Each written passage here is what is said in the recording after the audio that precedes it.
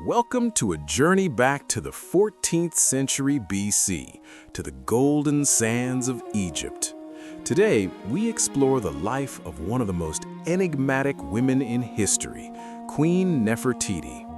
We will trace her rise to power, the religious revolution she led alongside her husband, and the enduring mystery of her disappearance. To understand Nefertiti, we must first understand her world. She lived during the 18th dynasty, a time that was arguably the wealthiest period of ancient Egyptian history. It was an era of empire and opulence, where the pharaoh was not just a ruler, but a god on earth. Nefertiti appeared on the historical stage as the great royal wife of Pharaoh Amenhotep IV, who would later become Akhenaten. Her name, Nefertiti, literally translates to "the beautiful one has come." While her exact origins remain debated, with some Egyptologists suggesting she was the daughter of the high official Ai, and others proposing she was a foreign princess, there is no hard evidence to confirm a non-Egyptian background.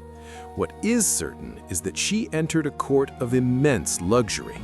However, this was also a time of brewing change.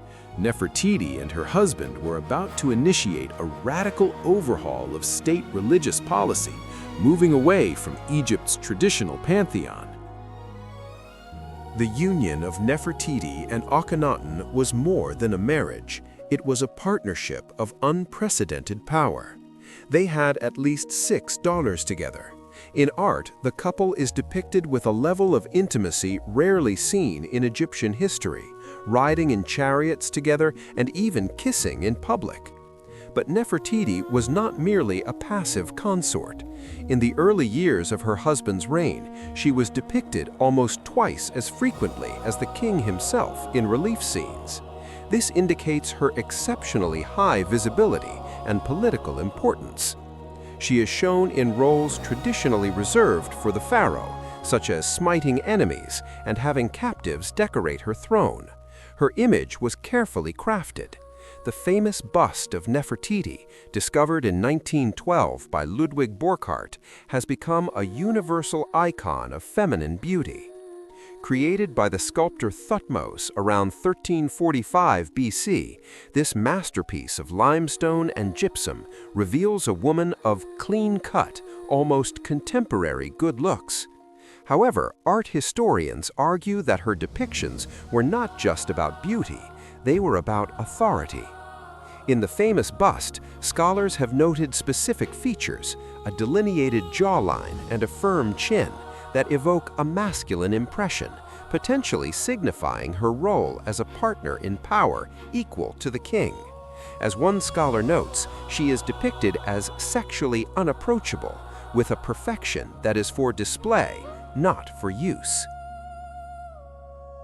In the 5th year of his reign, the king changed his name to Akhenaten and moved the capital of Egypt to a new desert location called Akhetaten, known today as Amarna.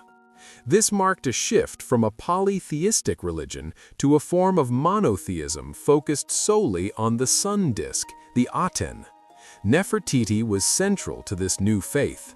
She changed her name to Neferu Aten Nefertiti, meaning "beautiful are the beauties of Aten, the beautiful one has come." In this new religious system, the king and queen were viewed as a primeval first pair, forming a royal triad with the Aten. Only through them could the population receive the god's blessings. At the great Aten temple in Amarna, rituals were centered on the movement of the sun. The architecture featured a long staircase and a raised platform where the royal couple would stand. From this vantage point, Akhenaten and Nefertiti would worship the rising sun, facing a long vista of offering tables. Art from the period shows Nefertiti worshiping the Aten in the manner of a pharaoh, further emphasizing her status as a priestess of the new god. This period also saw a dramatic shift in artistic style. In the early years, art was exaggerated and almost grotesque, with Nefertiti depicted with features mirroring the distortions of her husband. Later, the style softened to the more naturalistic beauty we recognize in the Berlin bust. For a long time, history told us that Nefertiti vanished around the 12th year of Akhenaten's reign. Theories abounded. Did she fall out of favor? Did she die of a plague that swept through the city? Recent evidence, however, has rewritten this story. A study published in the American Journal of Archaeology suggests that the theory of a massive plague at Amarna may be incorrect, as skeletal remains show more signs of social stress than epidemic disease. Furthermore, a pivotal discovery in 2012 changed the timeline completely. An inscription found in a limestone quarry at Deir Abu Hinis mentions Nefertiti as the great royal wife in the 16th year of Akhenaten's reign. This proves she was alive and held her high status shortly before her husband's death. So if she didn't die or vanish in disgrace, what happened? Many scholars now believe Nefertiti was promoted to co-regent, ruling alongside her husband as a female pharaoh named Neferu Aten. She may have adopted the full pharaonic titles and ruled alone for a short time after Akhenaten died, before the accession of the boy king Tutankhamun. There is also the intriguing mystery of the Hittite letters.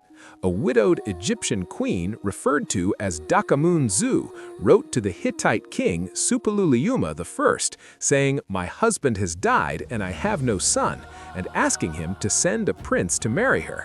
Some historians, like Nicholas Reeves, believe this queen could have been Nefertiti, wielding power as a female king and desperately trying to maintain her dynasty. Eventually, the Amarna period collapsed. The court returned to traditional religion, and Nefertiti's name was largely erased from history. But where does she rest today? This remains one of Egyptology's greatest cold cases. Her body was not found in the royal tomb at Amarna. While two female mummies found in the Valley of the Kings, KV-35, were once candidates, DNA analysis identified the younger lady mummy as Tutankhamun's mother and Akhenaten's sister, making it unlikely to be Nefertiti, who was not known to be the king's sister. However, some debate continues, with Egyptologists like Aidan Dodson suggesting Nefertiti might still be a candidate for the younger lady if the genetic results are interpreted differently, though this is not the consensus. In 2015, Egyptologist Nicholas Reeves proposed a sensational theory that Nefertiti is buried in a hidden chamber behind the north wall of Tutankhamun's tomb, KV-62. Reeves argued that the tomb was originally built for Nefertiti and later adapted for her stepson. He cited linear traces on wall scans as evidence of a hidden door. However, science has since weighed in. 3 separate radar surveys were conducted between 2015 and 2018. While the first scan offered hope, the subsequent, more advanced scans, including a comprehensive survey by the Polytechnic University of Turin, concluded with a high level of confidence that there are no hidden chambers behind the walls. Despite this, Reeves and some other experts continue to argue that the radar results may be misinterpreted and that a false wall could still conceal the queen. Whether or not her tomb is ever found, Nefertiti's legacy is secure. Since the unveiling of her bust in Berlin in 1924, she has become an icon of star power, attracting millions of visitors. The bust, found in the workshop of the sculptor Thutmose, reveals a face that is captivating and unsettling, combining feminine allure with the sharp lines of power. From a queen who smote enemies on temple walls to a possible female pharaoh who tried to save her dynasty, Nefertiti remains the beautiful one who refuses to be forgotten. Share your thoughts in the comments, and don't forget to subscribe for more stories that shaped our world.